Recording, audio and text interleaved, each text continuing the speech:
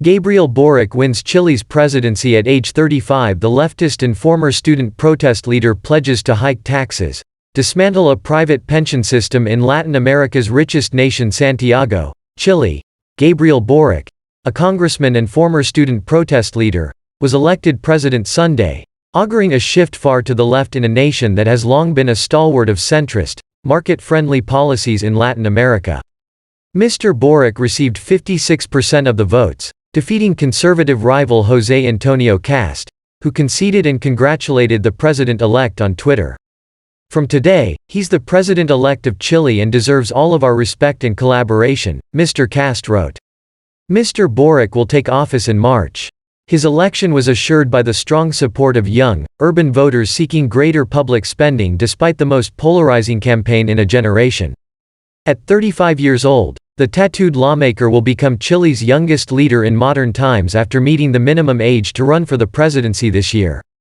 Mr. Boric's victory is expected to stoke investor concerns in the world's biggest copper producer, even though he moderated proposals calling for a preponderant state role in the economy, analysts say. The peso has depreciated more than 16% this year, as some Chileans sent their money abroad for safekeeping. "I don't think the markets, particularly locals, are going to give him the benefit of the doubt," said Diego Pereira, an economist at J.P. Morgan Chase.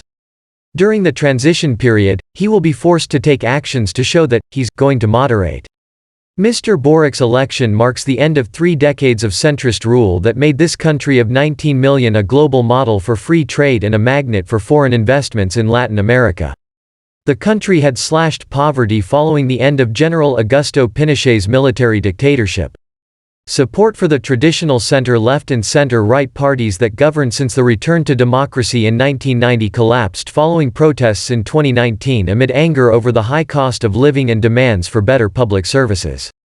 Mr. Boric's ascent to La Manita presidential palace comes a decade after he gained national prominence as the shaggy-haired leader of protests that paralyzed Santiago in 2011.